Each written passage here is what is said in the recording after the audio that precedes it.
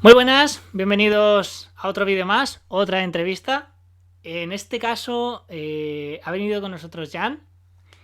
Jan Osorio, que le conozco ya desde hace bastante tiempo y me lo encontré por LinkedIn. Él es arquitecto front, tech lead, un poco las dos cosas me da a mí.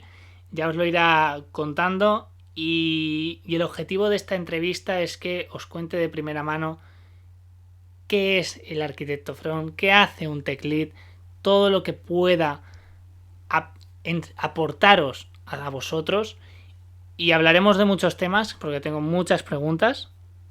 Alguna ya le he podido adelantar, muchísimas no, pero bueno, nada más. Bienvenido, Jan, muy buenas. Hola Javi, muchas gracias por la invitación, my friend. La verdad que un placer. Al final ya sabes que este canal está empezando y todo aquel que quiera venir, yo, vamos, bienvenido, porque van a dar más información sobre los programadores o arquitectos o todo el mundo programador, programación, mucho mejor que yo. Como siempre, vamos a A ir, ver, vamos a ir directos, y lo primero de todo y que siempre comento es ¿quién es Jan Osorio? Coméntanos, ¿no? Coméntanos un poco todo. vale, venga, te cuento un poco de mí. Yo soy Jan Osorio, nací en Venezuela a pesar de que ahora vivo en España. También he estado un tiempo por Estados Unidos y bueno, soy desarrollador de software desde aproximadamente el 2005, que en aquel entonces programaba en un lenguaje de programación que se llama Dexterity. Porque por aquel entonces mi primera oportunidad como programador fue en una consultora que vendía un RP de Microsoft.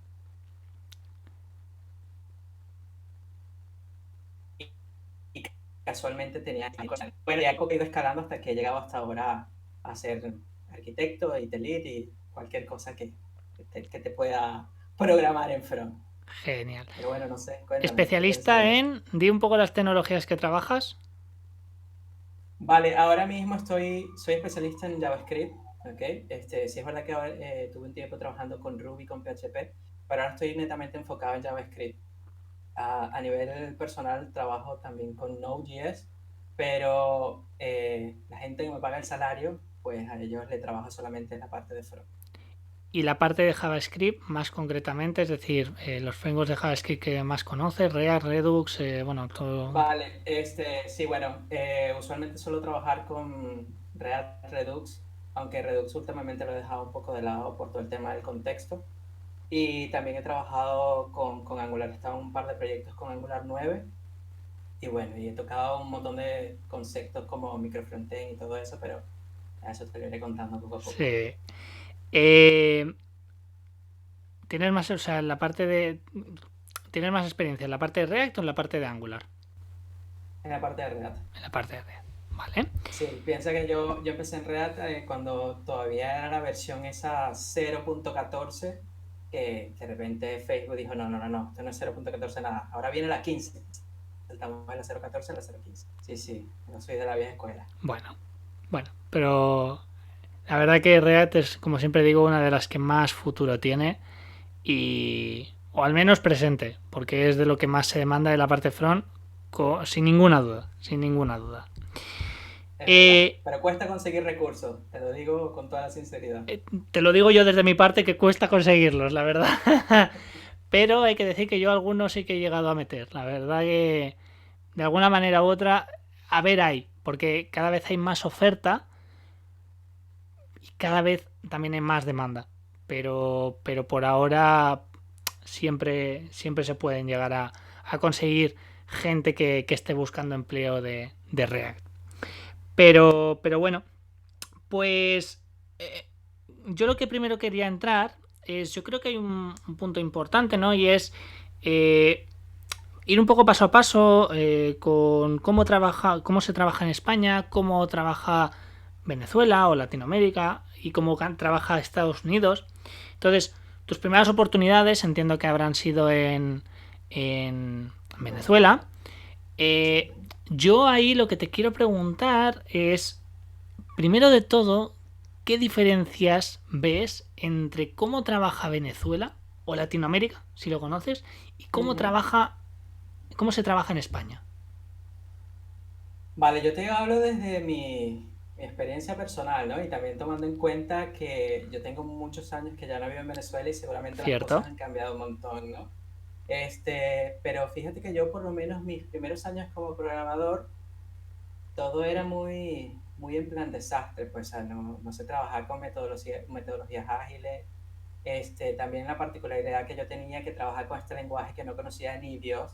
De hecho, te puedo decir que en la consultora esa que yo trabajaba en ese momento, era la única consultora en Venezuela que tenía programadores de ese lenguaje. Entonces, todos los clientes de Microsoft venían a ella. Entonces, los dueños estaban millonarios por eso mismo. Pero a medida que fue aumentando mi experiencia, porque después estuve un tiempo en .NET, después me cambié a PHP y toda esta parte, lo único que yo sí te puedo decir es que en mi experiencia personal, el desarrollador en Latinoamérica, o al menos en Venezuela en esa época, estaba muy poco valorado. Era como una persona más que al informático el pelacable que te lanza ahí un código para vendérselo a un cliente, ¿no? Entonces, fue mucho contraste porque después me tocó trabajar en Estados Unidos y aunque la empresa era de unos venezolanos, todo estaba un poco como más organizado, ¿no? Y cuando me vine a España, sí noté muchísimo el cambio porque a pesar de que el mercado de aquí, comparado a los salarios, por ejemplo, de Estados Unidos o de Alemania, es muy diferente porque los salarios de aquí son muy bajos comparados contra estos países, aquí hay un nivel, pero brutal, brutal, brutal, que yo te puedo decir que cuando yo llegué aquí, venía así como súper crecido y tuve un súper bajón porque había muchísimo nivel con las personas que me tocó trabajar. Y Y, bueno, y o sea, en Venezuela en su momento, o ujú. ahora si tú también lo sabes, lo que es el mundo de la programación, consultoras, proyectos tecnológicos, ¿está tan desarrollado o hay muchas empresas como puede pasar aquí en España? Sí, hay bastantes empresas. Ahora se ha crecido un montón. Obviamente, cuando se empiezan a hacer ruido ciertas tecnologías o ciertas metodologías, al final siempre terminan llegando a Venezuela, ¿no? O a Latinoamérica como tal. Pero como te digo, pues hace muchos años que yo estuve allá Claro, y es en ese distinto. momento era muy, muy, muy diferente. Lo que sí es verdad que ahora con todo el tema de la inflación, el control cambiario y todo eso, sí es verdad que el salario en Latinoamérica a los programadores le ha aumentado un poco, porque no sé, antes me lo invento, ¿no? Porque ya realmente no me acuerdo de cuánto era más o menos el cambio. Pero a lo mejor un programador bueno hace 10 8 años te ganaba, no sé, 100 200 dólares al cambio y literalmente era un buen salario.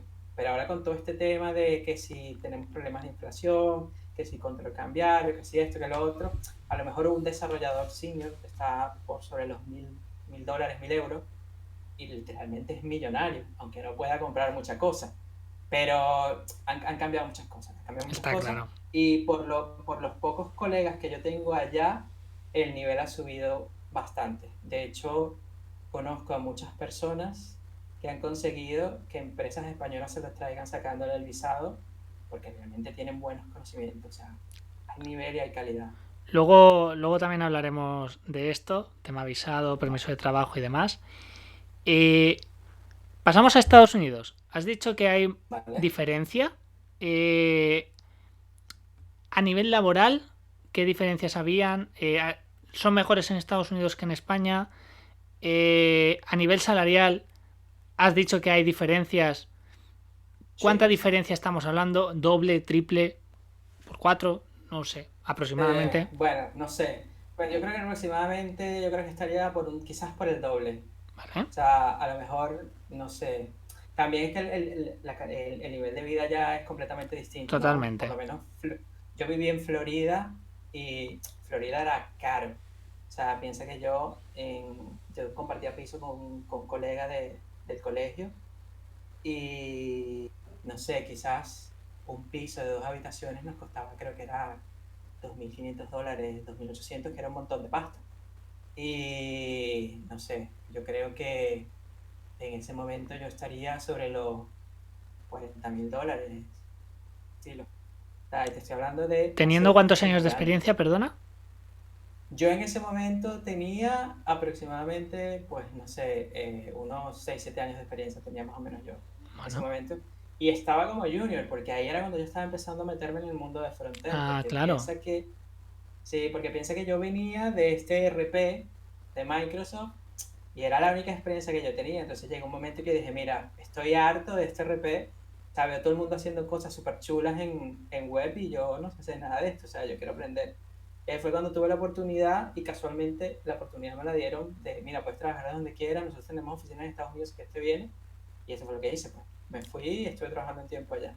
Y con el tema salario, no sé si te dio tiempo, pues todo el tema de negociar salario, revisiones periódicas, todo esto que a veces en España pues está un poco a la orden del día. ¿Eso en Estados Unidos es así? ¿Es No, distinto? eso no sabría decirte, no, eso sí, ahí sí no te puedo decir porque yo pienso que yo estuve en un proyecto de 1 año y medio aproximadamente y bueno, en lo que se acabó el proyecto, pues yo me regresé a Venezuela y Ah, ahí fue cuando me vine a España. genial. Entonces no tuve esa oportunidad de decir, mira, es que ya tengo tanto tiempo, tengo tanta experiencia, renegociemos el salario, ¿sabes? Entonces ¿Y, en esa parte sí, nada que ver. y diferencias entre la forma de trabajar de España con Estados Unidos? Yo creo que es muy similar la forma de trabajar, porque siempre se trabaja bajo una metodología, Ujú. todo está como un poco más organizado. La manera en cómo se ve a los desarrolladores es completamente distinta. Aquí somos como unas estrellas de rock, y allá es más o menos similar, ¿sabes? Tú ves, tú eres programador, es como cuando en la época de mi mamá se decía, ¡guala, este es doctor! Es más o menos lo mismo, o sea, ahora ya ser programador se convirtió en el sinónimo de, wala, este tipo o tiene un buen salario o realmente es un super mega crack. Sí, Entonces, es así, es así. somos estrellas ahora. Sí, es verdad. Pero gracias a vosotros también yo tengo negocio. Eso también es verdad. O sea que al final una Claro, cosa por la otra. Y correcto. el tema del permiso de trabajo en Estados Unidos, ¿tú necesitabas permiso de trabajo allí? Sí, bueno, yo tenía, bueno, mejor dicho, los venezolanos tenemos una particularidad, no sé si ahora sigue igual, pero en aquel entonces nosotros nos daban una visa que creo, si mal no recuerdo, era H1B1, que era una visa que era de turismo y negocios. Entonces, esa visa a mí me permitía de una manera, no digamos que ilegal, pero sí, valiéndome de un vacío legal, me permitía trabajar. Ujú. Entonces, ¿qué hacía? Yo era como una especie de freelance porque yo tenía una empresa con la cual facturaba a mi empleador, Vale. pero yo pagaba impuestos y todo eso, entonces, y era completamente legal. Eso te lo cuento bueno, no, sí que te lo cuento una vez toda la parte de, yo intenté sacarme el visado, de trabajo a través de mi propia empresa, pero bueno, al final es algo de que si alguien lo intenta, yo le recomendaría que fuera un buen abogado, porque a mí me estafaron. O sea, te puedo decir que los abogados me cobraron todo lo que me tenían que cobrar y después casualmente cuando había que meter los papeles, porque en Estados Unidos en aquel entonces no es como aquí, que tú puedes meter los papeles para solicitar un visado de trabajo en cualquier momento, ya no. Allá siempre era en cierto periodo, una vez al año, ¿no? Y cuando llegó ese periodo, me salieron con que no habían podido terminar mi expediente. Entonces después me dijeron que era que mi expediente seguramente no iba a proceder por todas las condiciones que yo me estaba pidiendo yo mismo, etcétera, etcétera. Y no me devolvieron el dinero. Entonces, si mi recomendación sería, pues si alguien quiere intentarlo en Estados Unidos, tiene la oportunidad de ir con este visado, registrarse una empresa, etcétera, etcétera, etcétera. Pero cuando vaya a hacer el intento de sacarse un visado de trabajo, pues que se busque unos buenos abogados y que vea, no sé, opiniones y review de la firma de abogados que vaya a contratar, porque yo después de que me pasó eso, me enteré que era muy común en Estados Unidos hacer esa triquiñuela de, mira, sí, te cobro tanto por hacerte todo el trámite de la visa de trabajo y después te quedas estafado. Porque la diferencia entre, o sea, la visa que tú tenías en ese momento, negocios, turismo, con la de Ujú. trabajo, qué diferencia había? ¿Que tú no podías, solo podías estar como freelance y el otro contratado? O había alguna cosa más? ¿O era un tiempo determinado? Sí, lo que pasa es que la visa esa que yo tenía, primero que cada 6 meses tenía que renovar, como quien dice, mi estadía, ¿no? Y segundo, que ese visado como tal no te permite trabajar, te permites hacer negocio. O sea, no Vale, sé, claro, vas a comprar ropa porque te la vas a llevar a tu país a venderla.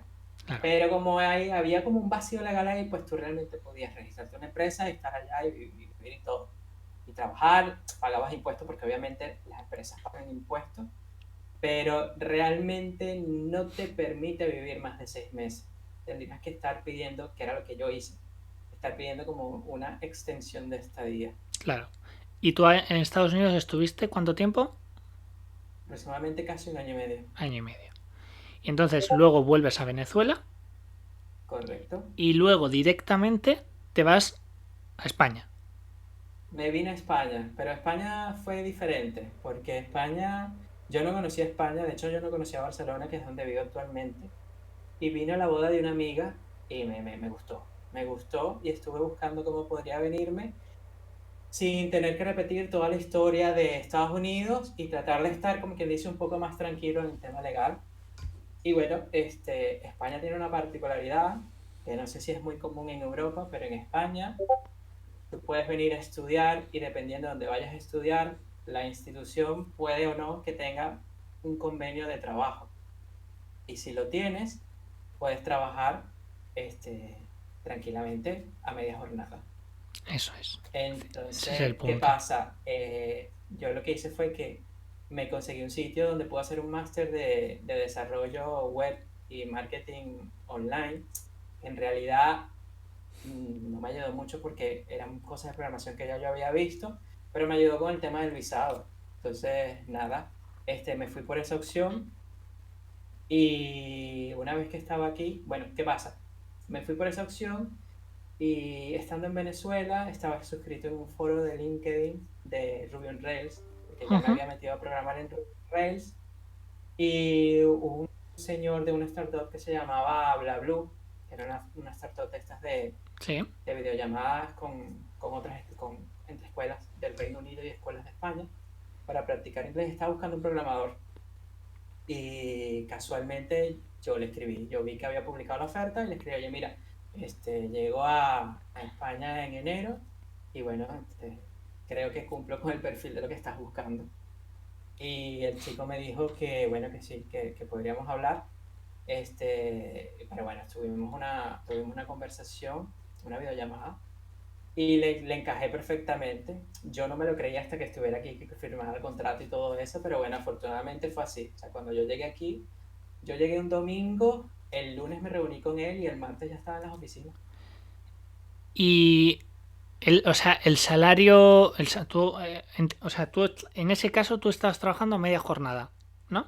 a media jornada, Por el correcto. permiso que tú tienes de estudiante. Vale. Correcto, correcto. ¿El, el salario está topado o va acorde a lo que tú, a tus expectativas? Que va, que va. Piensa que en ese momento, te lo digo sin pelos en la lengua, en ese momento yo ganaba, comencé ganando 800 euros netos. O sea, que para un programador era bastante bajo. Pero los chicos de la startup se dieron cuenta y me aumentaron a 1200. Que bueno, que recién llegado en comparación quizás no el salario que yo tenía en Estados Unidos, pero el salario de Venezuela era bastante alto. Entonces, pues mira, para empezar estuvo muy bien. ¿Qué pasa? Luego de eso, yo me di cuenta que me sentía explotado porque este, de tres programadores pasé a ser el único programador.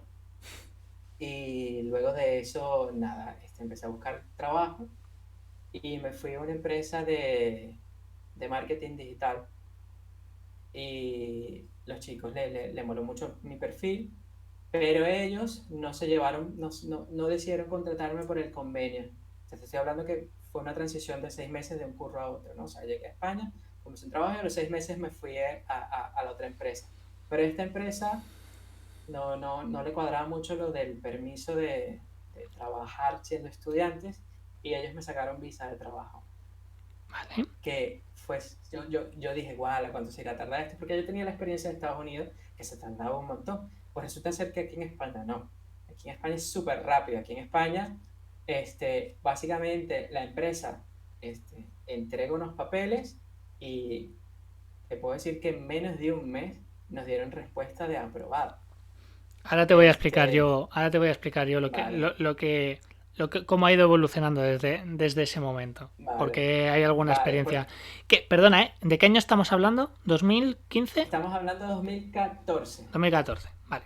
Vale, Sí. me lo quedo ahí. Entonces, de hecho, vale. Yo Dime, estaba dime. súper preocupado porque, ¿qué pasa? Yo estuve investigando de cómo era el proceso aquí y se ve que a nivel de Europa hay una ley de que para tú contratar un recurso, el recurso no lo puedes conseguir en España, pero entonces si no lo consigues en España tienes que conseguirlo en cualquiera de los países de la Comunidad Europea y si no, es que puedes contratar a alguien extranjero, que ese era mi caso. Yo estaba súper preocupado, pero bueno, me imagino que los abogados harían sus magias y por eso es que me aprobaron el permiso de trabajo.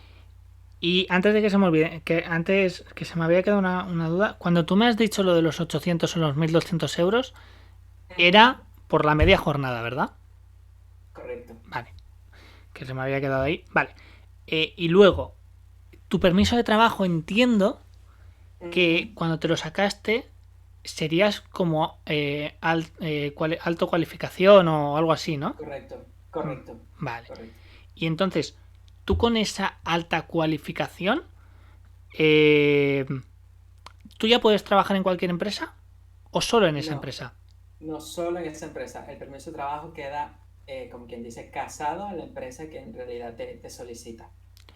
Lo que sí es verdad es que ya después, cuando tienes 3 años trabajando, ¿Eh? este, puedes pedir algo que se llama arraigo social, si mal no recuerdo. Puede ser, que Y me quiere sonar. con este arraigo social tienes ya no permiso de trabajo, sino que tienes como residencia con permiso de trabajo. Porque lo que yo tenía era solamente permiso de trabajo, que te permitía trabajar y bueno, mientras estuvieras trabajando podrías vivir. En cambio, el arraigo social ya te da como un estatus de residente. Y con ese estatus de residente, al año, ya puedes trabajar para quien tú quieras. Ya dejas de estar casado a la empresa. Vale. ¿Qué hubiese pasado si esa empresa, por lo que sea, finaliza proyecto, se rescinde? ¿Tú pierdes esa visa?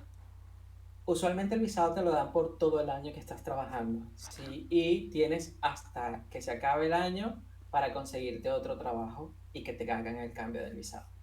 Vale. Y, o sea, tú sabes qué hubiese pasado. Yo la respuesta más o menos me la sé, pero tú sabes lo que hubiese pasado si a ti te da por moverte a otra empresa. Si te quieres No tengo cambiar. ni la menor idea. No tengo ni la menor idea. Vale. Yo hasta donde yo sé, que no soy experto laboral, pero justo esto me ha pasado hace poco. eh, Tú puedes hacerlo. Tú puedes cambiarte. Pero, como la otra empresa no pueda conseguirte ese permiso de trabajo, te quedas, te quedas vendido. Porque te cambias, tienes unos X meses para renovar, Ujú. y si la empresa no lo consigue, eh, entonces, entonces te tienen que despedir porque no tienes el permiso de trabajo. Porque tú te ligas a esa empresa, pero tú puedes en verdad cambiarte siempre que el permiso de trabajo, como que se vuelve a empezar otra vez el proceso, se Ujú. acepte otra vez. Pero vuelve a pasar lo mismo que tú decías, que es que la empresa tiene que justificar que no lo encuentra en España, no lo encuentra en Europa y no lo encuentra, Europa. solo lo encuentra en Venezuela en este caso. Y aquí viene el Correcto. caso que me Sí. pasó, que nos pasó a nuestra empresa, que empezaba a estar muy extendido. Mundo ABAP, SAP, ABAP, más concretamente el lenguaje de programación de SAP. Una de las Ujú. cosas muy complicadas que pasaba es eh, había mucha demanda, los salarios por los proyectos que habían no, no iban acordes, al menos a lo que se necesitaba. Entonces, ¿qué pasaba? Que el mundo ABAP en ese momento estaba tan demandado que además todos estaban trabajando. ¿Qué pasó? Que la empresa mía empezó a hacer esta gestión de querer hacer permisos de trabajo. Con tan mala suerte, y esto estoy hablando de 2017, que se ve que justo por este año o a partir de ese año, no sé ahora, pero a partir de ese año, el gobierno venezolano cerró el grifo, o al menos nosotros no supimos conseguirlo. Lo intentamos 3, 4 o 5 veces con X personas de Venezuela y no nos fue posible. Fueron denegados porque no lo consideraron como alta cualificación. Entonces, aquí hay un punto que es, yo no sé si es mi empresa, no lo sé, por los abogados que tú también has comentado, que puede ser, o que ciertamente el gobierno venezolano ha cerrado el grifo a todo lo que es alta cualificación y dio la mala suerte, pues que ya no, la gente no se podía venir a Europa. Pero como tú bien decías, había mucho venezolano que se quería venir a España. Y eso es una realidad. Por otro lado está el perfil de Latinoamérica que por suerte tiene arraigo europeo. Esa persona, al menos por la experiencia que yo tengo, es directo que sí que se puede contratar, porque tiene permiso de trabajo. Solo tiene que hacer la gestión del NIE y con eso es muy fácil que se dé. Yo he contratado gente venezolana que acababa de llegar y directamente tenía nacionalidad italiana y empezó a trabajar. Pero Claro. ahí es directo, ¿sabes? Sí, y también piensa que cuando esta empresa me sacó el visado de trabajo, yo estaba ya aquí. Quieras o no, eso ya ayuda un montón. Porque no es lo mismo decir, hombre, ¿por qué te vas a atender a alguien de allá? Si aquí seguro lo vas a conseguir. Y bueno, también, no sé, la jerga que hablan los abogados también tuvo que haber influido un montón. Seguro, seguro, seguro. Y tú entonces con ese tipo de contrato, tú, Ujú. tú puedes trabajar a jornada completa. Ya, digamos que ya se podía trabajar normal, ¿no? No, no puedes trabajar normal todavía, ¿no?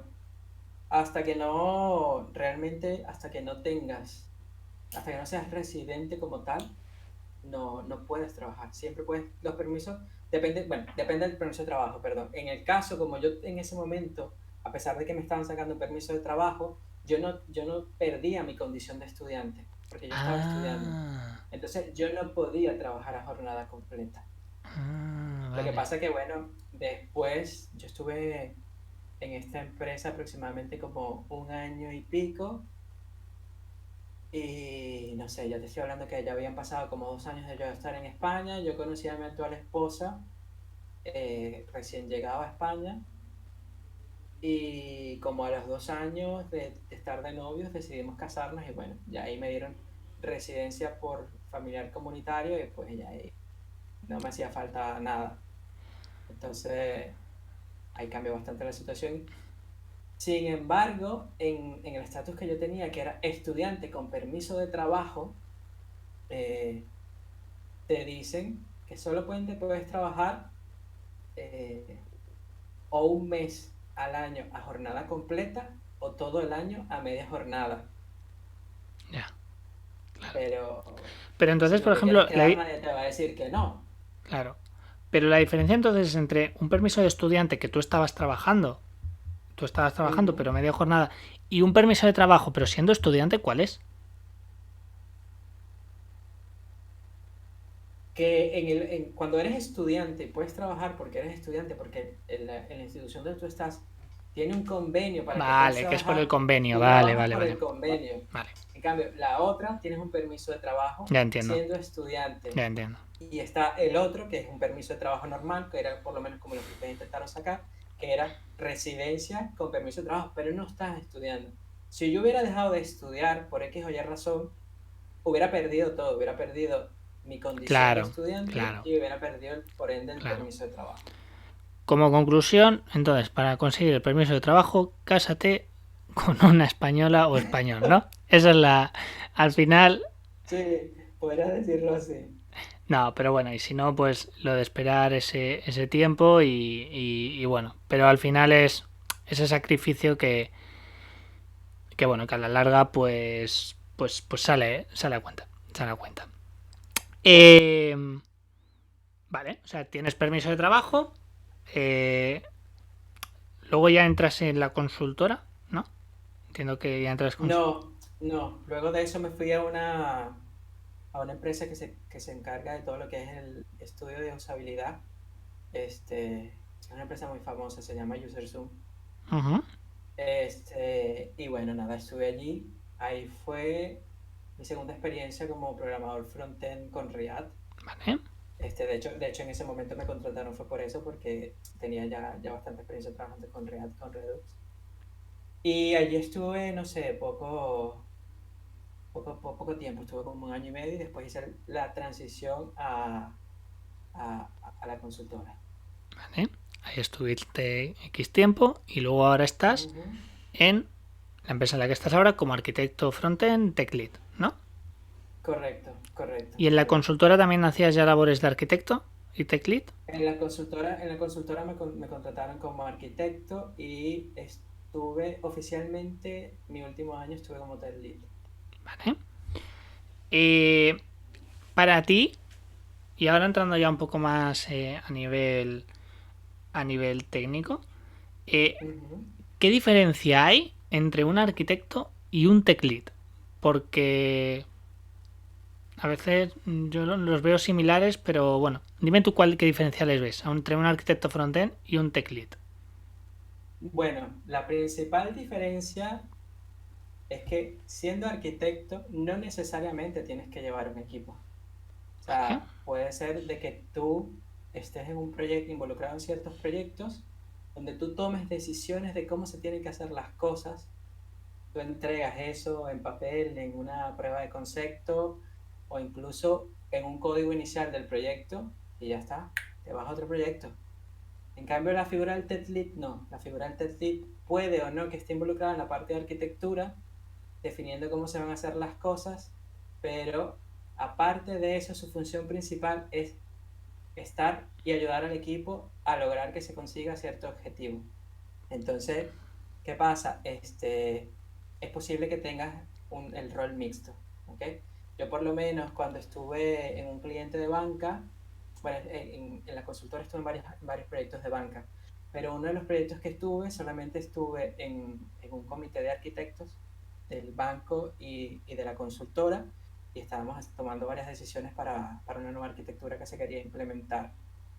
Y luego de eso estuve, pero nunca tuve un equipo.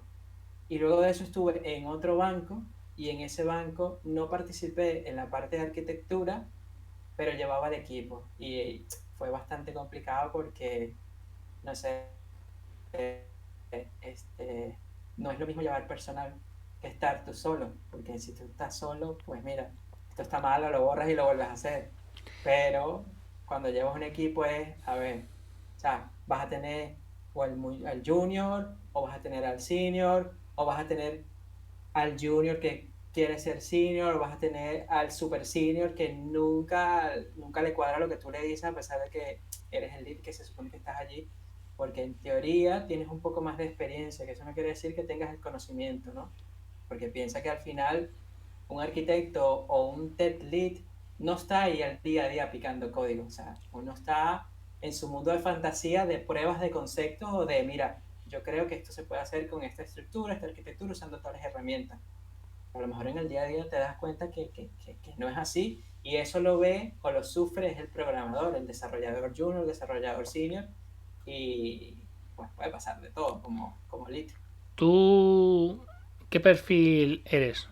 ¿Eres el de que prefieres ser el arquitecto, el tech lead o el mixto? Yo prefiero ser el mixto El mixto. Vale. porque si me quitan la parte de programar me muero.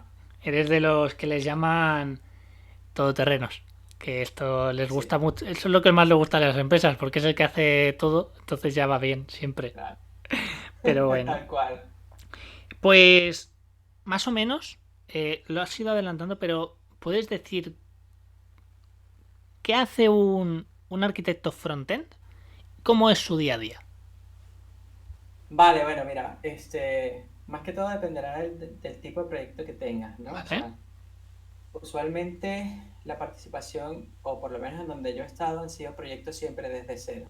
Perfecto. Entonces, cuando tú tienes un proyecto así, más que todo tienes que buscar cuál es la mejor solución para ese proyecto como tal. O sea, puede que se haya un caso en que toques, no sé, patrones como que, no sé, orquestadores y cosas así para que ser de que cuando arranque la aplicación de front se orqueste con un montón de herramientas, cosas, conexiones, llamadas a API, para que todo se arme de una manera correcta y no afecte el performance de la aplicación, etcétera, etcétera, etcétera. O puede que, no sé, tengas que tomar decisiones como que, mira, esta empresa a la que vamos a hacerle el proyecto, sí, tiene una aplicación, pero en realidad son 10 aplicaciones, entonces aquí lo mejor sería aplicar micro frontend, etcétera, etcétera, etcétera, ¿no? Entonces, más que todo es eso, es tomar decisiones de cómo consideras tú, basado en tu experiencia, de qué sería lo mejor para un proyecto. O sea, y te estoy hablando de cualquier cosa, o sea, te estoy hablando desde que, mira, es que el presupuesto del cliente da es para pura gente ahora que trabaja con Angular. O es que les gusta probar cosas nuevas y, no sé, se quieren meter con Svelte. Cosas así, ¿sabes? Entonces, no tienes que sabértelo todo, pero en teoría deberías conocerlo lo máximo que puedas para poder dar una recomendación válida.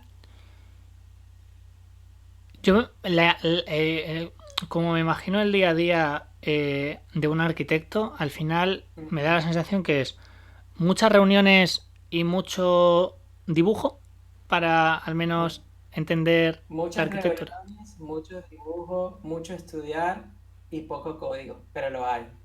Y bueno, el problema de eso es que a veces las pruebas de concepto se quedan cortas. Claro, Entonces, claro. y bueno, y no es lo mismo el día a día donde tú, como arquitecto, tú dices, mira, voy a hacer esto, con esto, y le meto testing aquí, y le meto este test de integración con este test to end, y déjame probar qué hace esta librería, y déjame probar este patrón de diseño. Y en el día a día, no. Cuando tú le entregas eso a los programadores, pueden que digan, ¿qué es esto? O pueden que digan, voilà, esto es demasiado complejo para lo que realmente se necesita, y no sé, hay que entrar en una etapa de negociación de, o los enseñas de por qué se hicieron las cosas como se tenían que hacer, o sencillamente puede que pase, porque a mí me pasó en un proyecto, que lo que decidió arquitectura, yo no estaba en arquitectura en ese momento, no era lo más idóneo para el perfil del equipo, y si hacíamos muchas cosas que había dicho en papel arquitectura, no cumplíamos los tiempos. Entonces, Y, no sé. ¿el arquitecto decide el equipo que debe tener el proyecto para poder llevar a cabo el proyecto? Depende. Si estás en consultora, no.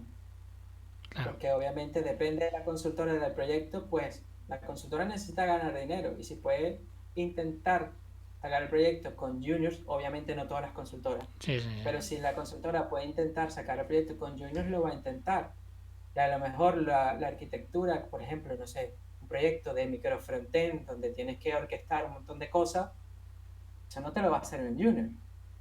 Entonces, ahí quizás el, la solución que pensó el arquitecto es la correcta, pero el equipo que eligió la consultora no lo es. En cambio, cuando estás en cliente final, es posible que se tome en cuenta de cómo va a ser el equipo que se tiene que contratar. Entiendo. ¿Y un tech lead? Entonces, ¿cuál es su día a Ujú. día? Un tech lead, su día a día es más que todo estar en muchísimas reuniones, muchísimas, muchísimas, muchísimas, y también es como un apoyo a lo que sería el equipo como tal. O sea, y no te estoy hablando ya solamente a nivel de código o de reto como programador del equipo, ¿no? O sea, sino que, bueno, al final todos somos humanos, ¿no? Entonces tú tienes que estar por el equipo, saber que esté bien, que se sienta bien, que no se aburra, que le guste lo que esté haciendo y que literalmente se sienta feliz. Porque con tanta oferta, si se siente mal y no lo cuidas tú y no lo cuidan los de la empresa, es que se va a ir. Entonces, no es una figura paternalista, pero bueno, sí es como alguien que tiene que velar porque el equipo sea feliz. Si no, no. Totalmente. O sea, y cuando ya nos vamos más a la parte técnica, pues eso, pues, o sea, no pienses que el TELDI se lo sabe todo, pero en teoría debería tener las herramientas para ayudar al equipo a buscar soluciones cuando no las tiene. Ujú. Y según tu experiencia o lo que conoces, ¿cuál crees que es la ruta de aprendizaje para que un perfil de front llegue a ser Ujú, arquitecto o tech lead? ujú. ¿Y cuál crees que, que es el factor diferencial para que una persona se pueda decantar por una de las tres vías, la de arquitecto, tech lead o en tu caso el mixto? O sea, ¿cuál es el desarrollo o la evolución que necesita tener un programador que empieza desde cero para que diga, Ujú, pues, para ser arquitecto o tech lead tengo que hacer esto, tengo que ir hacia esto? ujú. ¿Y qué crees a nivel personal que hace que te derives hacia un lado o hacia otro? Bueno, yo creo que, o mejor dicho, en mi experiencia personal, toda la ruta comienza por un aprendizaje técnico bastante sólido, ¿no? Y ya si te vas por más el lado de arquitectura, si te vas más por el lado de Tech Lead, depende también de un poco de la personalidad de la persona que quiera proponerse el reto, ¿no? Porque está el típico programador, o sea, no digo típico porque sea algo malo, Sí, pero también es un típico típico. programador que es Sí. bastante introvertido, que, tío, a mí no me hables, yo estoy aquí programando y este es mi mundo y no quiero saber nada de nadie. Esa persona es un buen arquitecto o podría llegarlo a ser, porque sencillamente tiene el conocimiento, puede adquirir un conocimiento y se puede extraer de una manera y aislarse a sacar una solución perfecta.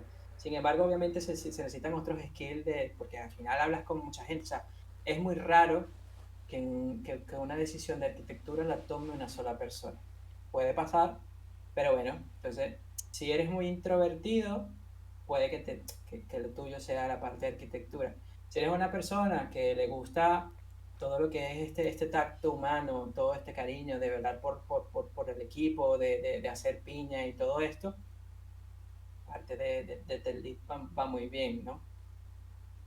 Pero bueno, también es verdad que existen los Ted Lead dictadores y los arquitectos dictadores. O sea, yo, sin decir nombres ni nada por el estilo, pues yo conocí a un arquitecto en uno de los equipos que yo estudié de arquitectura que o era lo que él decía o pasábamos horas discutiendo de gritos y todo. Y eso tampoco puede ser, porque al final somos un equipo que estamos allí para lograr una solución común. Entonces, no sé, pues. Y también está la otra parte del test lead dame un segundo. Sí, sí. Está la parte del otro test lead, del que es un dictador, del que todo es por aquí, de no me importa que tú no sepas nada, o el típico, puff, que pereza, que tengo un poco un equipo de puros juniors. Eso tampoco puede ser la vida, porque al final todos comenzamos como juniors. De hecho, te lo pongo como un ejemplo personal. O sea, si es verdad que yo comencé a programar en 2005, pero realmente yo agarré Seniority, te puedo decir que fue, no sé, como a partir del 2016, 2015, que me di cuenta que si quería crecer en el mundo en el que estaba aquí, de Barcelona, había demasiada competencia y o me ponía a estudiar o me ponía a estudiar. Entonces, no sé, ahí fue cuando me di cuenta que para donde quería llegar tenía que estudiar realmente. Porque, ¿qué pasa? Hay muchas personas que por falta de experiencia, y eso es normal, o sea, si tú acabas de salir de un bootcamp, acabas de salir de la universidad, no tienes por qué saber cómo funciona el event loop, no tienes por qué saber cómo funciona el hosting de JavaScript ni nada de esto, ¿no? Pero es importante que a medida que vayas creciendo como programador, o sea, te entre esa curiosidad de decir, ¿por qué esto funciona así? O sea, ¿por qué si yo declaro algo al final del archivo, por qué me funciona al inicio? Si todavía en teoría no es visible para el compilador, ¿sabes? Entonces, nada, resumiendo un poco, que ya has visto que hablo más de lo debido, este, sería eso, o sea, empezar por adquirir un conocimiento técnico que te permita tomar la decisión de qué es lo que quieres y ya después, pues nada, basándote en cómo te sientas más cómodo, pues irte por el lado de arquitectura o irte por el lado de tech lead. Sin embargo, bueno, ya como te puedes imaginar, hay veces que la misma empresa para la que trabajes se da cuenta de cuáles son tus virtudes y tus defectos y te Totalmente, encaminan por un sitio. Si no te totalmente. gusta, pues te cambias de empleo, si no, pues sigues allí. Tema testing, que sé que era un tema Tengo testing. que te gustaba. ¿Consideras que es importante el testing? ¿Tiene que estar en todos los tipos de proyecto, o al menos en los que tú vayas a gestionar, tiene que haber testing sí o sí? ¿Qué tipo de testing?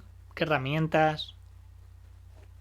Bueno, el testing, todos decimos que es importante, pero, o sea, yo tengo proyectos personales y no tienen nada de testing. Entonces, pero tendría que ser un must. O sea, siempre tiene que haber testing.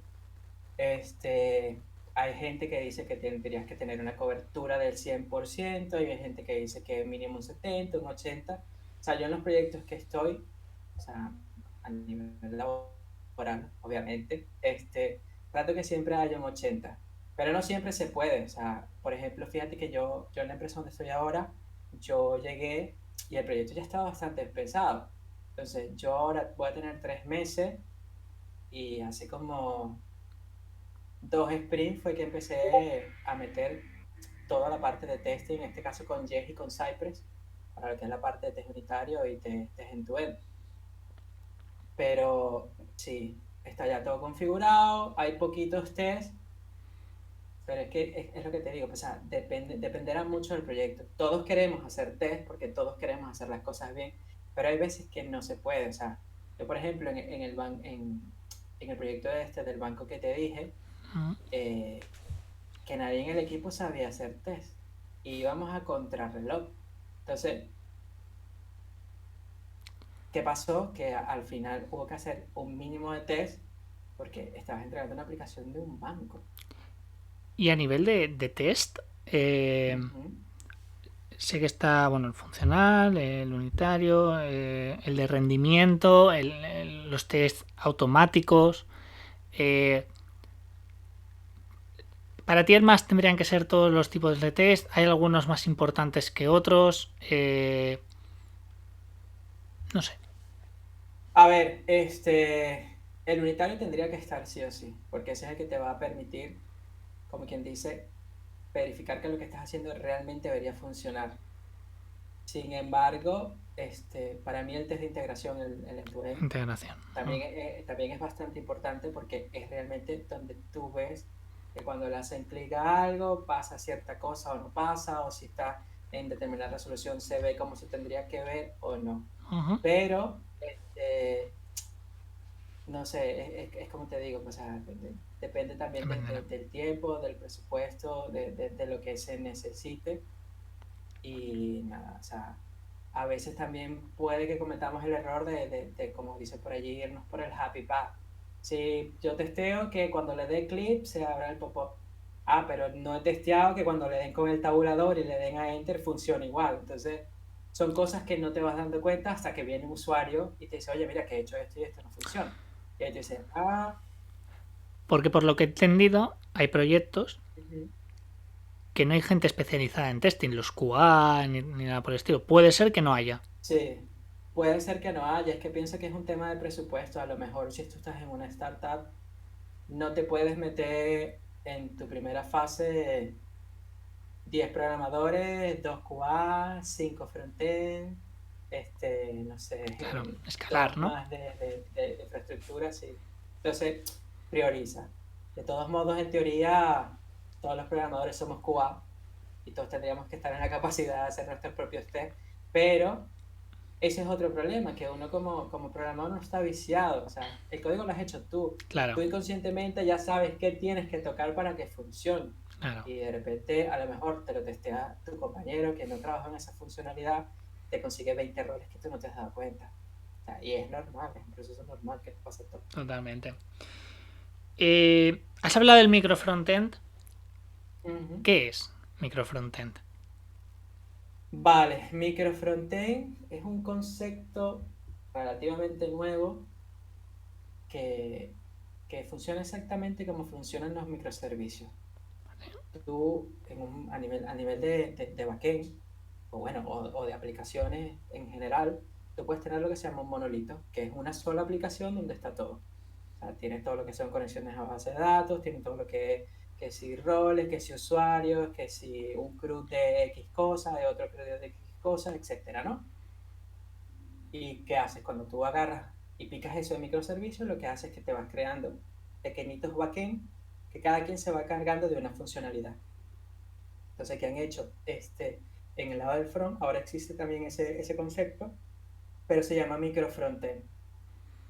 ¿Qué pasa? Esto lo que busca es que tú piques un frontend en pequeñas piezas para que sea un poco más mantenible y escalable.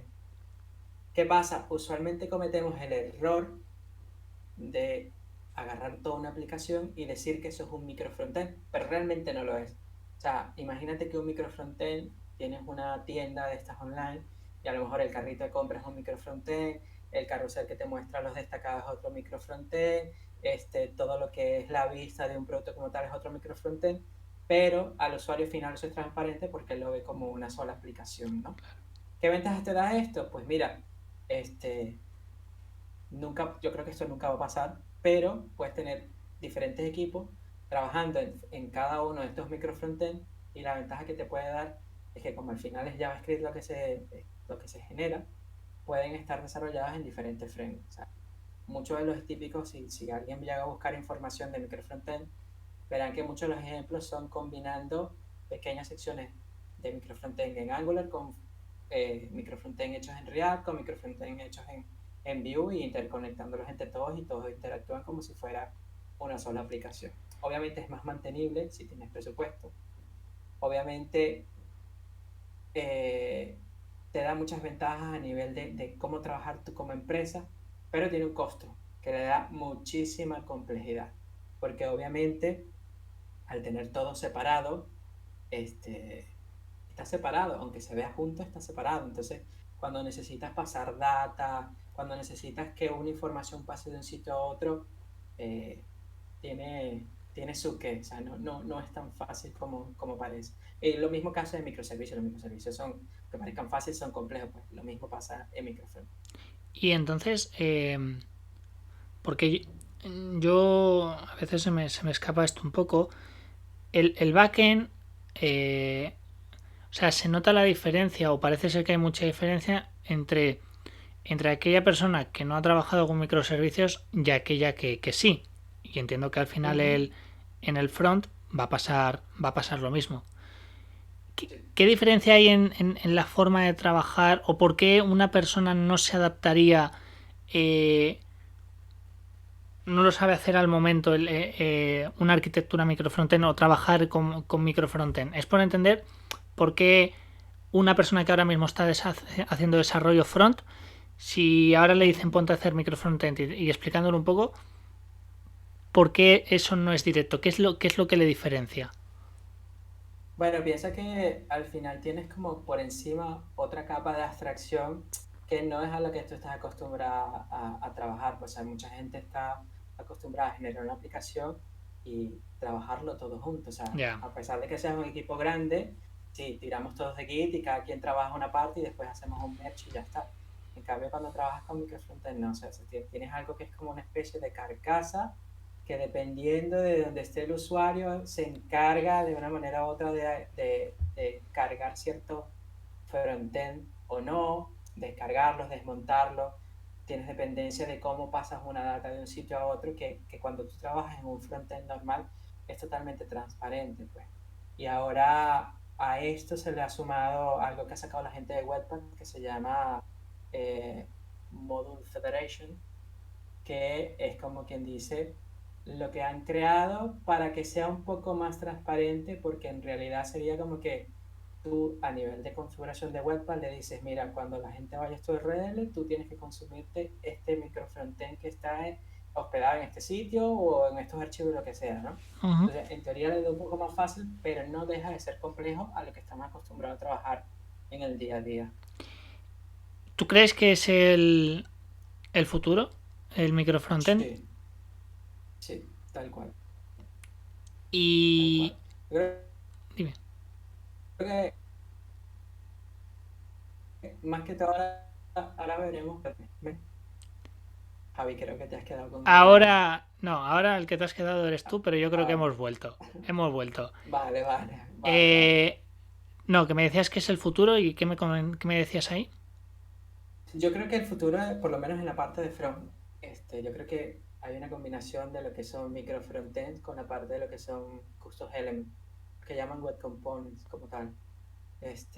Bueno, al final, en teoría, ya podrías hacer tus propias cosas sin necesidad de tirar un framework, aunque ahora hay frameworks para hacer custom element o web component. Entonces, al final nunca dejaremos de tirar de un framework como tal. Ujú. Vale. O sea que al final es el futuro. A mí nunca me lo han pedido, pero ya sabiendo esto, va a pasar lo de siempre, que es, me van a pedir el micro frontend, vas a estar tú y cuatro más, no los vamos a poder contratar, tendremos que esperar años o que alguien que se quiera adaptar y ya está. Y al Puede final ser. es lo que siempre pasa con el tema tecnológico, es así, siendo siempre, como siempre digo, consultora de consultora, que eso siempre lo Sí, sí, dificulta tal mucho cual. más. Eh, otro tema que tú querías comentar es el eh, usar siempre librerías o frameworks propios. Depende. ¿De qué Depende de la depende? necesidad. Depende de la necesidad. O sea, depende de la necesidad del sitio donde estés, del tiempo, del presupuesto que tengas, de quién eres tú como empresa. O sea, yo he trabajado en empresas que son grandes, más que todo, pasa mucho, bueno, no tiene nada que ver, pero en bancos usualmente están acostumbrados a hacerse sus propios artefactos, porque es Sí. que no puedes depender de que si hay un bug, se esperar a que la gente que ha hecho esa librería lo arregle. Y están las otros, incluso bancos, que mira, agarra esta librería que es súper confiable y invierte tiempo en darle estilo. Porque a mí no me gusta usar, por lo menos, librerías de componentes. Porque si bien es cierto que hay muchas librerías que están muy bien como Material UI o Carbon, son librerías que son muy genéricas, o sea, Ujú. están hechas de una manera para que funcione con todo el mundo. Entonces, a veces metes cosas que no son necesarias para ti e igual manera tienes que invertir tiempo en darle look and feel. Entonces, yo a veces prefiero agarrar un componente nativo de HTML y darle el look and feel que haya diseñado la gente de diseño o de UI UX de la empresa. Porque al final uses la librería que uses, no se pueden salir de las especificaciones de HTML, porque eso ya está, ha sido rete pensado, rete planteado, rete testeado y eso funciona. O sea, lo que se creen con librerías de componentes es una extracción para intentar hacerlo más fácil, pero no siempre es así. Y hay una realidad que siempre es normal, ¿no? Y es que cuando una persona entra trabajando mucho con librerías propias, es decir, con frameworks propios, luego en el mercado eso no lo vende. No lo vende. Siempre dicen... Correcto. Me pasaba mucho, por ejemplo, en la parte back con... Creo que era Apsis, que venía de Spring, pero no era de Spring. Mm, O sea, no es Spring. Es vale. un propio, pero que tiene cosas de Spring, pero no lo es. En frontend, pues debe pasar exactamente lo mismo. Eh, Sí, claro, tú... pero a ver, Sí. yo soy partidario y no sé si la gente me vaya a odiar por lo que yo voy a decir, pero es que al final es un tema de concepto, o sea, todo el mundo funciona igual, o sea, independientemente que sea no digo que te vayas a hacer un React tú, que pudieras, o sea, depende del conocimiento que tengas, puedes que no, o sea, así es como han salido todos los frameworks, porque alguien tenía una idea, creía que lo podía hacer mejor y se hizo un framework y ese framework termina petándolo o no. Pero al final todos son conceptos, o sea, ya existen patrones de diseño, ya sabes que tienen que hacer, existen patrones para hacer cosas concurrentes, existen cosas de promesa, que en un sitio se llaman promesa, en otro se llaman así, cosas asíncronas. Entonces, todo ese tipo de conceptos, al final, independientemente del lenguaje o del framework, van a funcionar igual. Entonces, casarte con un framework, no, no tendrías que conocerlo, trabajar con eso, sí, claro. O sea, yo tengo muchísimos años trabajando con React, o sea, pero eso no me ha quitado el dejar de estudiar conceptos básicos de cómo funciona el JavaScript, porque si no, hay cosas que no vas a entender, o sea, lo vas a hacer porque en la ayuda del framework dice que se hace así, pero si Claro. no entiendes cómo funciona por detrás, es cuando empiezas a tener problemas de cosas de performance, cosas pues, que no sabes cómo funcionan y no sabes cómo arreglarlas, o empiezan a haber un montón de veces por allí y ni pendiente, ¿sabes? Entonces empiezas allí a buscar por todos lados a ver qué carajo está pasando y no lo sabes porque a lo mejor conceptualmente no tienes el conocimiento que tendrías que tener para intentar buscar una solución. Pero bueno, al final es eso, o sea, independientemente de que cada quien lo llame de una manera, todos funcionan de, la misma, de una manera similar. Por ponerte un ejemplo, no sé, React y Angular. O sea, todos crean componentes, independientemente de que uno lo cree de una manera y uno lo cree de otra manera. Todos tienen una manera de pasarse información entre componentes. Todos tienen manera de manejar información a nivel global. Entonces, todos lo hacen diferente, pero en realidad el concepto es el mismo. Eso no va a variar. Entonces, no sé, sí, es verdad que al final, obviamente, trabajar con framework te da mucha facilidad y mucho más cuando trabajas con un framework que es súper conocido como React, Vue o Angular, pero cuando ya vas a cosas un poco no tan abstractas como irte a una librería de componentes, mira, si puedes invertir un poquito de tiempo en creártela tú, pues va a estar a tu medida. O sea, ahora, si no tienes miedo y si no tienes tiempo, perdón, y tienes prisa por la necesidad del proyecto, mira, no hay otra solución. Tienes que tirar por una librería estas de las que ya se sabe que funciona. Aunque a la larga es posible que te des cuenta que hubiera sido más fácil si te lo hubieras invertido el tiempo en crearte la tuya. O al menos esa ha sido mi experiencia. Sí, va por ahí un poco el estilo, que es lo que me voy encontrando. Pasando un poco ahora en tema de ofertas de empleo, eh, pregunta que le hago mucho a los programadores: ¿cuántas ofertas recibes tú en tu LinkedIn o en general al día o a la semana? Yo creo que va variando del mercado, o sea, porque hay, si, por ejemplo hay muchas ofertas de Tech Lead o o ves que alguien está buscando un arquitecto, me suelen llegar muchas. Pero hay veces que no y tú dices, bueno, ¿qué pasa esta semana que nadie me quiere? Pero no sé, te estoy hablando que a lo mejor cuando hay demanda puede que reciba una o dos ofertas al día. O sea, yo he tenido semanas donde he tenido a lo mejor 200 300 vistas en mi LinkedIn. Y es bastante, es muchísimo. Pero hay semanas que, no sé, tengo 10. Dicen, ¿qué pasó aquí? Te llaman también? Es decir, de alguna empresa que hayas estado o de alguna base de datos que siempre puedes llegar a estar, o o sueles solo recibir emails. Las dos cosas. Sí es verdad que de estas consultoras de reclutamiento de personal, me llaman muy poco, pero sí sigo recibiendo llamadas. Pero más que todo recibo son mensajes de LinkedIn. Seguramente, primero te llaman poco, primero porque no lo piden tanto, y segundo, porque sabiendo que estás en cliente final, saben que no van a poder llegar a los salarios que tú puedes llegar a pedir. Que eso, por ejemplo, a mí me pasa. Yo, gente de cliente final, de base, yo no llamo. Intento ver a otra gente que sé que es más proactiva a ello. Porque sí, Pues porque al final también pues de un cliente final a subcontratación o de un cliente final de subco a subco, eso ya ni se plantea.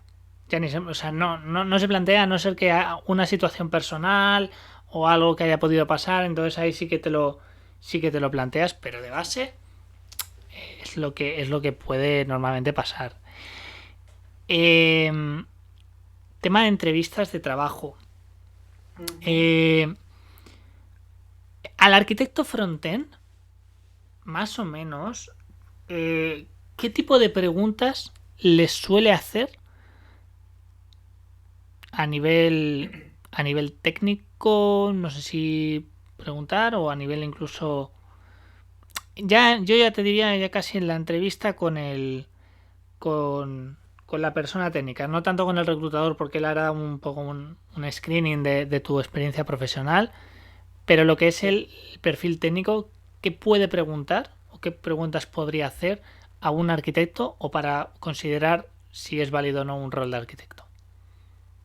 Bueno, lo que pasa es que también depende mucho, ¿no? O sea, Ya, yo por lo menos, a mí me ha pasado, por lo menos en este último cambio que tuve, me pasó mucho que la gente quedaba impresionada por lo que yo decía que había hecho. Entonces, era así como que en plan de que le pregunto ya a este tipo si este tipo me está diciendo hasta cosas que yo no sé ni siquiera qué. Muchas en la entrevista que yo tuve antes de cambiarme ahora donde estoy, es que no sabía ni siquiera qué era el concepto de microfrontend. Entonces, se quedaban así en plan de que le voy a preguntar yo a este. Pero usualmente lo que se hace en el caso de cuando estás optando por un puesto de arquitectura o un puesto de tech lead, en el caso de front, te preguntan muchas cosas a nivel de concepto. O sea, cómo funciona JavaScript, qué es el event loop, cómo funciona, qué es una microtask, qué es una macrotask. Son cosas que es con lo que te digo, pues, o sea, más que todo para manejar o saber cómo desarrollarte entre una situación o cómo resolver un problema, por ejemplo, de performance, tendrías que saberla. O sea,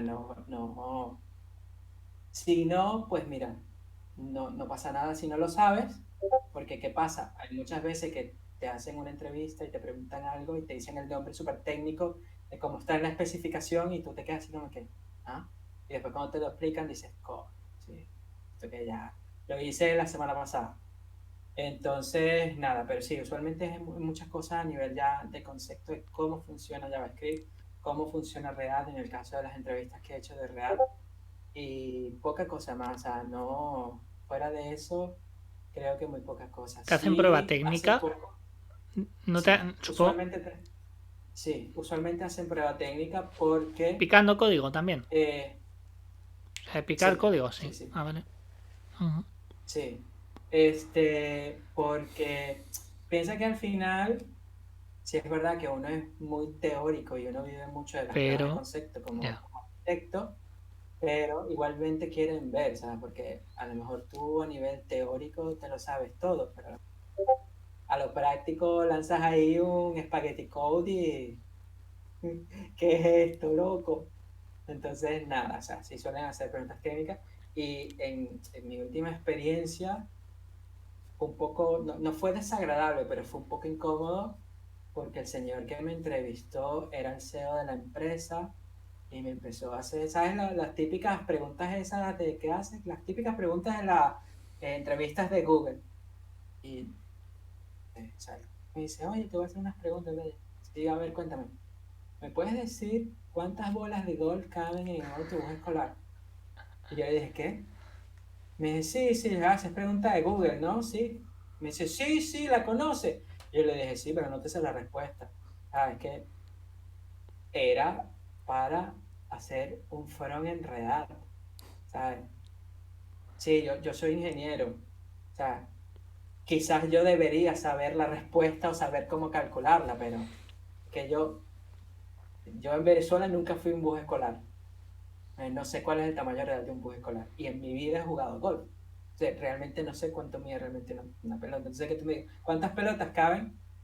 Sí, yo ni idea. Y después me soltó como tres preguntas más y ya vio como mi cara de enfadado. Y ya no me las preguntó más y después me pasaron la prueba técnica. Esa es otra. Cuando estás a nivel de arquitectura, las pruebas técnicas son sin framework. O sea, necesito que hagas X cosa de frontend Puro, ¿no? y no puedes usar ni React, ni Angular, ni Vue, nada, o sea, JavaScript puro. Entonces ahí se ven muchas cosas de rendimiento, no sé, por ejemplo, que sepas crear instancias, que no crees cosas que afecten el performance de la aplicación y nada, usualmente son ese tipo de pruebas. Ujú. Pero es lo que te digo, lo común, por lo menos en mi situación, es que la gente se quede muy impresionada por lo que tú le dices que has hecho. Bueno, eso ya te da mucha ventaja en el mercado y si sobre todo te vas actualizando, que luego lo haremos de esto actualizar, pero bueno, si te vas Ujú. actualizando, eso al final te da más fuerza en el mercado. Y para la gente, esto siempre lo pregunto normalmente sobre todo para perfiles junior y demás, ¿qué Ujú. consejos das tú para, para una entrevista? Es decir, ¿Qué consejos yo doy para una entrevista? tú eres de los que Este, miras la empresa o no miras la empresa? ¿Qué es? ¿O de qué va? sí, sí, Tú sí. yo estoy en Glassdoor, es que se llama la página, ¿no? Viendo cuáles son los reviews que dicen los otros empleados, lo que han estado por ahí, porque eso es muy importante, porque al final estoy diciendo que sean unos mentirosos, pero hay veces que los reclutadores siempre te dicen, Te venden. tengo una oferta de la empresa top de no sé qué cosa. Vamos a ver si es verdad. O sea, porque, o si no, hay veces que puede que sea verdad, pero a lo mejor los compañeros no. O, como por ejemplo, no sé si ves hay una review de New Relic, Sí, aquí en New Relic, Barcelona sí. también. Tú ves las opiniones de ellos y hay una opinión que me dio mucha risa porque uno de los chicos dice, trabajar aquí mola un montón, pero es muy intimidante porque trabajas con gente que ha escrito hasta libros de JavaScript y te dices, coño, sí, sí, intimidaría mucho trabajar con gente que sabes que es top en la liga como tal. Entonces, nada, o sea, pero sí, soy de los que reviso de qué hace la empresa, qué opina la empresa, veo si tengo conexiones en común, a ver si puedo preguntar más o menos cómo es la empresa, cómo es el ambiente, cuáles son más o menos los salarios, a ver más o menos cuál podría ser mi expectativa, si podrían pagar lo que yo quisiera o no, y todo eso trato de investigarlo antes de ir a una entrevista. Y luego a la hora de hacer de ir a la entrevista, ¿qué, Ujú. qué recomiendas? Pues yo creo sinceridad, porque al final, si mientes en tu conocimiento, al final se va a Te van a descubrir. pillar. Y bueno, aquí, y bueno, yo creo que en cualquier parte del mundo usualmente todos entramos en un periodo de prueba y de nada te sirve lograrlo diciendo mentiras y en el periodo de prueba se me da cuenta y nada, Totalmente. sí, chao. Porque al final son 6 meses de prueba y como vean que no, pues no. Sí, Y tú eres ingeniero. sí. eh, ¿Tú eres de los que cree que ingeniería, máster, eh, te da ventaja competitiva? ¿Crees en los cursos? ¿Crees en los bootcamp? A ver, yo ahí tengo sentimientos encontrados, porque obviamente yo soy ingeniero. Entonces, me parece que estudiar una ingeniería, al menos donde estudié yo, me dio una visión más a nivel gerencial, ¿no? De hecho, en mi universidad se decía que uno de los problemas que teníamos en los egresados de ahí era que queríamos salir siendo jefe, Sí, y en parte es verdad. Pero a nivel técnico, en el área de programación no hace falta. O sea, no hace falta, y te digo que no hace falta porque si tú te lo propones y te gusta, puedes aprender a programar. Pero si vienes de un background de ingeniería o de una licenciatura en informática, tampoco te hace daño. Solamente a tu bolsillo, por supuesto. Pero fuera de eso, no. O sea, uno de los mejores jefes que yo he tenido era un japonés que el señor, era contable. Tú veías al tipo programando, hasta ofertas de Microsoft llegó a tener, pero como él era socio de la empresa, no le hacía falta. Pero el tipo era un crack y él aprendió fue por curiosidad. O sea, quería, una vez le preguntaron si podía intentar arreglar una cosa y le gustó y se metió y tal, y al final llegó a ser el representante de un RP, porque el tipo se conocía el código desde la primera línea hasta la última. Y así mucha gente, o sea, yo conozco mucha gente que es súper buena programando eh, y no vienen de una ingeniería o una licenciatura. Ujú. Entonces, lo que sí es verdad es que es eso, pues, o sea, hay muchas cosas a nivel de bootcamp, ¿no? O sea, eh, sin menospreciarlo, lo que te enseñan, no sales como un senior. Realmente sales como un junior, que no pasa nada, o sea, pero, o sea, no. Es muy jodido porque muchas cosas te dejan a veces llevar por el marketing y piensas que, mira, si es que yo de aquí Lo seguro, petas. seguro que consigo trabajo en Google o en Facebook. No, y no está mal empezar en una startup de aquí, de la esquina, o sea, no pasa nada, o sea, al final la experiencia es lo que te va a hacer crecer y llegar a donde quieras llegar. O sea, tú puedes seguir a cualquier persona, no sé, en Twitter, y hay mucha gente que verás que, no sé, tiene menos de 3 4 años programando, aprendieron en un bootcamp o aprendieron con videocursos y ahora son programadores que sí de Facebook, que sí de Spotify. Y ¿sabes? Lo que importa es la dedicación, o sea, y el cariño que tú le agarras a ser como quien dice desarrollador. Em, ¿Y tú a día de hoy, a nivel de frontend, para aquella Ujú. persona que se quiere dedicar, eh, ¿cuáles crees que son las tecnologías que se están moviendo más en el mercado, que están más demandadas? Eh, Ujú. ¿Cuáles crees que son? Bueno, a nivel de front, yo creo que ahora el mercado se lo está comiendo React. Eh, Hay muchas variantes para todo lo que es la parte de todo lo que es manejo de estado. Sin embargo, yo sigo pensando que Redux sigue siendo, como quien dice, el papá de los helados, ¿no?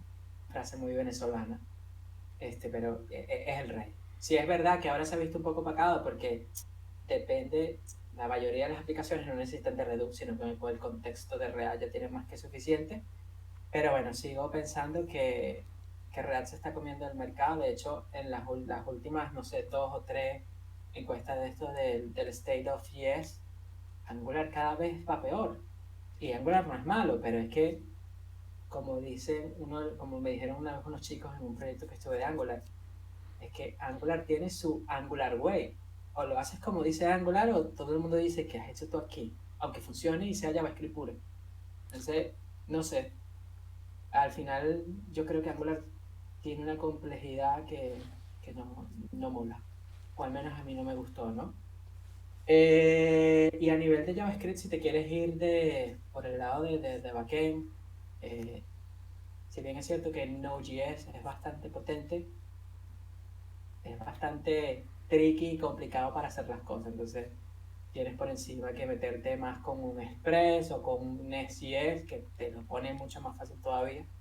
Entonces, nada, sería más o menos ver por dónde te quieres ir, pero si hablamos de front puro y duro, yo creo que React se va a terminar comiendo el mercado, pero mañana o ahora mismo, seguramente un niñito de 16 años va a publicar un framework en GitHub ahora mismo y lo va a petar. Entonces, no sé, es muy cambiante. ¿Tú sabes de alguna tecnología o framework diferente a React o Redux que tú hayas escuchado que lo vaya a petar a día de hoy? ¿O por ahora React, Angular, que son las que normalmente escucho más? No, realmente que no. Yo hasta, no sé, año y medio tenía esperanza en que Svelte fuera así, lo más mega que destronara a React, pero no. No, creo que hay otras cosas, no sé, la gente de Stencil.js, que son los mismos de Ionic, lo están haciendo muy bien con la parte de los web components, pero no sé, al final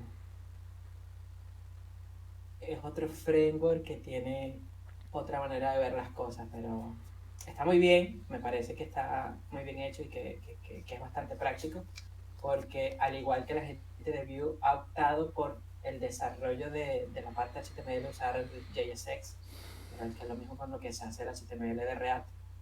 Entonces lo hace como más fácil, ¿no? Pero no sé, no, ahora mismo no veo algo así que tú digas, voilà, tú puedes hacer temblar a la comunidad de React. Ujú. Y salarios, dineros. Sale, nada. ¿Qué, ¿Cuál es el salario que tú consideras o rango salarial que puede llegar a conseguir pues un programador junior de front, uno medio, un lo que le llamaríamos analista programador cuando ya empieza a hacer análisis, un tech lead, un arquitecto? A nivel, obviamente me vas a hablar de España, pero bueno, más o Ujú. menos con las cifras que hemos ido dando de Latinoamérica y Estados Unidos, yo creo que la gente más o menos ya va a poder hacer cálculos. Eh, Vale, ¿Qué rango salarial ves tú ahí para un perfil, un React, un Angular? vale. Mira, te digo por experiencia de lo que he visto en diferentes sitios donde he estado, ¿no? O de lo conozco por colegas, por lo que sea. Por ejemplo, un rango salarial de un junior está aproximadamente entre los 22, 26. Está más o menos por allí. Ya cuando eres un poquito más senior, sin terminar de ser un senior, puede que te acerques a los 30, pero usualmente no lo llega. La parte del senior, pues depende un poco, igual que como todo, de la empresa y del presupuesto que tengan, ¿no?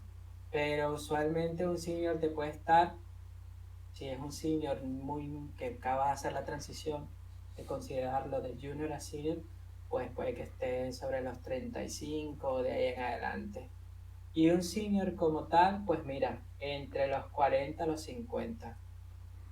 Y ya lo que sería la parte de arquitecto, podría estar de los 45 en adelante, o sea, 40, 45, 50, más o menos por ahí, el rango que se maneja.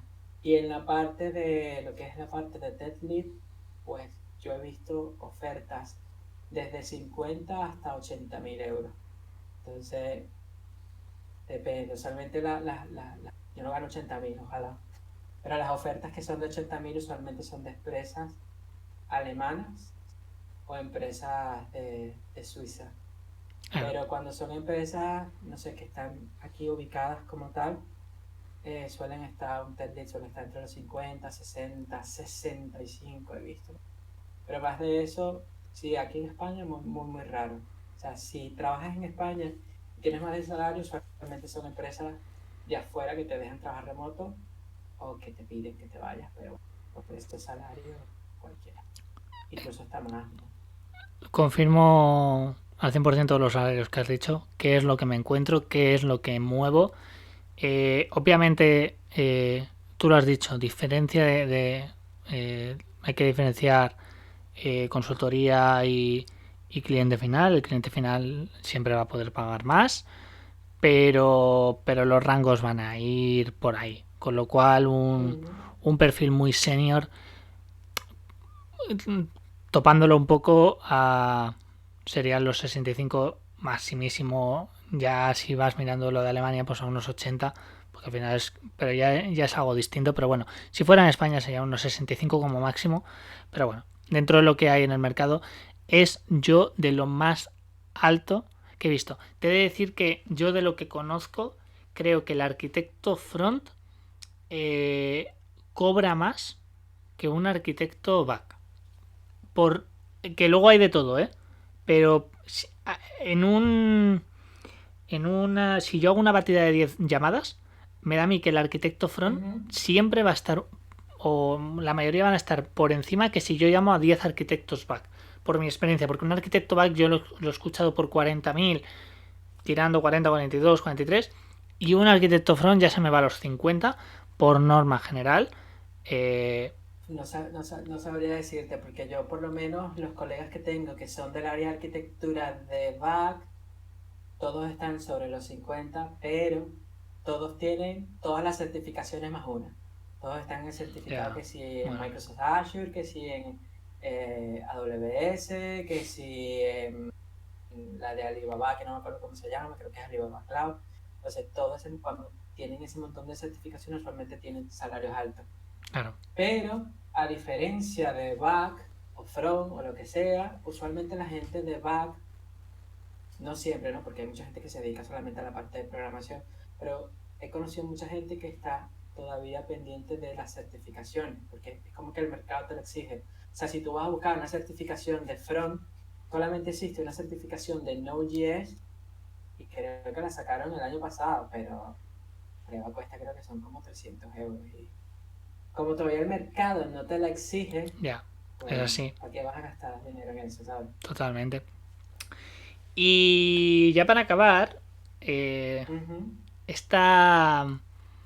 eh, está bueno. Digo, a ver por dónde podemos ir. Y es, ¿qué tal es ser padre y programador a la vez? Tío, me has hecho la peor pregunta del mundo. Es complicado, es bastante complicado porque yo tengo dos niños pequeños. O sea, de hecho, ahora fíjate que estoy con casco, las puertas están cerradas, estoy en la última habitación del piso y es bastante complicado. Seguramente ahora cuando me vaya mi esposa me va a decir, coño, ¿por qué no terminaste antes? Porque la bebé se ha despertado 20 veces escuchándote la voz. Pero bueno, es bastante complicado porque yo siempre he sido un come libro. A mí siempre me ha gustado aprender cosas nuevas, ver cómo hacen las demás las cosas, revisar repositorios en GitHub.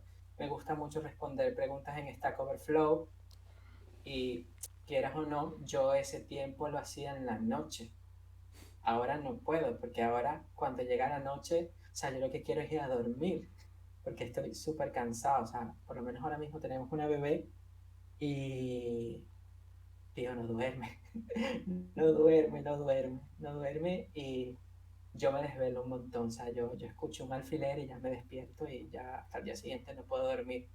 Y con el caso de mi hijo mayor, lo que me pasa es que ya mañana cumple 3 años y desde que llega a la guardería es, vamos a jugar, vamos a jugar, vamos a jugar. Entonces tú vienes cansado del trabajo, aunque estemos ahora trabajando desde casa, pero bueno, tienes ese cansancio mental que te cansa físicamente, pero tú tienes que seguir porque tu hijo no entiende. Entonces, ya en la noche, pues yo he dejado de estudiar, he dejado de programar. O sea, yo me leía un libro de programación quizás uno a la semana. Ahora me leo un mismo libro de programación en 3 meses. O sea, porque yo soy de leerlo y hacer los ejercicios y todo esto, pues.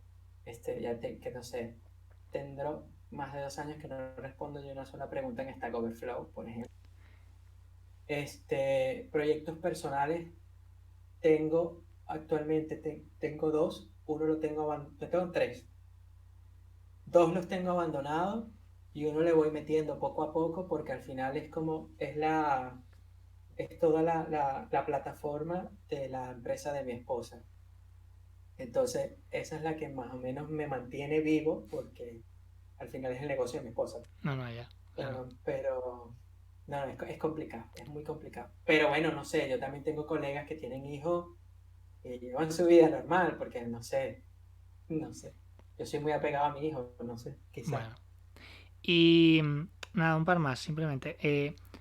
Hablas mucho de actualizarse, eh, de leer y demás. ¿Crees que es un factor diferenciador el diferenciarse para estar dentro o seguir estando dentro del mercado laboral? Sí, completamente, completamente.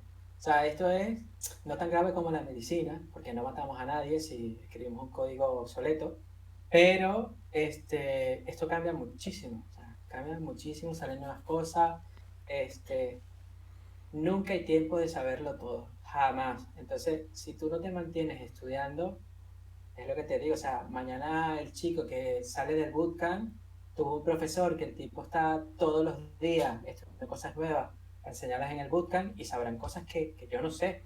Entonces, sí, yo personalmente yo invierto aproximadamente unos 1.000 euros al año en educación, Qué o bueno. sea, de mi bolsillo. O sea, yo por lo menos la gente de la librería esta de O'Reilly, tiene una librería de estas online que te incluye libros, videocursos y conferencias.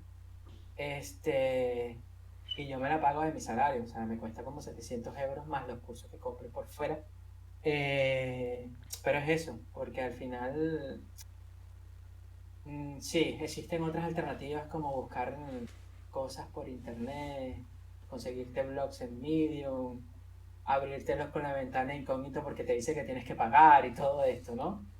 Sí puedes aprender otras cosas, pero si tú tienes un sitio donde puedas tener acceso a cientos de libros, pues mira, ya que yo tengo un buen salario, me lo puedo permitir, ¿no? Ya el resto de personas, pues mira, sé que cada quien tiene una situación, pero no hay excusa para dejar de aprender, porque es como te digo, pues así sea abriéndote las pestañas en incógnito en el navegador, puedes acceder a información en cualquier blog de estos que son que, que pagas por leer o que tienes cierta cantidad de artículos gratis al día o a la semana, ¿no? Pero no, es muy, muy, muy importante. Y otra cosa que es muy importante que yo he aprendido en los últimos años es tratar de involucrarte con la comunidad. O sea, meterte en un repositorio de Git, ver cómo hicieron tal cosa, leer los commits, ver cuáles son las issues, tratar de agarrarte un issue si puedes o si no puedes, porque es verdad que hay algunos issues que tú ves y tú dices, ¿qué es esto? Que no tengo ni idea de cómo se puede arreglar esto, ¿no? Pero ver código de los demás ayuda un montón. O sea, el tú ver cómo un arquitecto de Facebook, un arquitecto de Google hicieron algo en X librería, o sea, te ayuda a ver muchas cosas. O sea, yo, por ejemplo, siempre estoy cazando proyectos a ver cómo se hacen las cosas para aprender cosas nuevas, porque hay cosas que tú al principio lo haces de una manera, crees que está bien y después va un repositorio en GitHub de que alguien que hizo algo parecido a ti y se lanzó una fumada que todo tiene un super performance y dice, igual, o sea, ya aprendes a hacer las cosas así, ¿sabes? Entonces sí, es muy importante porque si no, si menospreciar a nadie, te puede pasar como le pasa a mucha gente de cobre, que saben nada más es cobre. Y Es así. ya la banca está dejando de usar COBOL, entonces, ¿qué? No puedes esperar el último, no puedes esperar a quedarte obsoleto para cuando ya están a punto de despedirte o no consigues trabajo, ver cómo haces para actualizarte.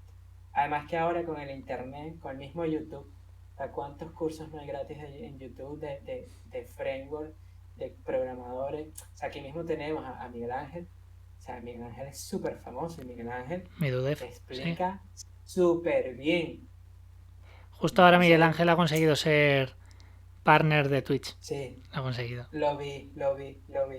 Entonces, nada, yo creo que la excusa del tiempo no es excusa para no mantenerte actualizado, porque ahora hay demasiada, creo que hay sobreinformación.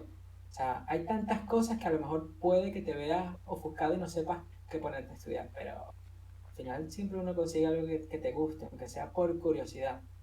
Entonces, sí, para mí es muy importante que el foco de alguien que quiere estar en el mundo de la programación tiene que ser eso, tiene que ser un estudio constante, dependiendo de tu situación, obviamente, y del tiempo que tengas disponible. Pero es lo que te digo, o sea, no hay excusa para no aprender. Ujú. Y ya la última. eh, ¿Trabajas en remoto? Sí, ahora estoy trabajando, no sé, voy una vez a la semana a la oficina. ¿Qué tal trabajando en Solamente. remoto? ¿Eres defensor del trabajo en remoto? ¿Te gusta? Uy, Sí, ¿quieres sí, huir lo que pasa es para que no ver a tus hijos? no, si superas que no, porque lo que pasa es que cuando yo estuve trabajando en Estados Unidos, la oficina me quedaba muy lejos. Entonces era más lo que me iba a gastar en gasolina que el beneficio de ir a la oficina.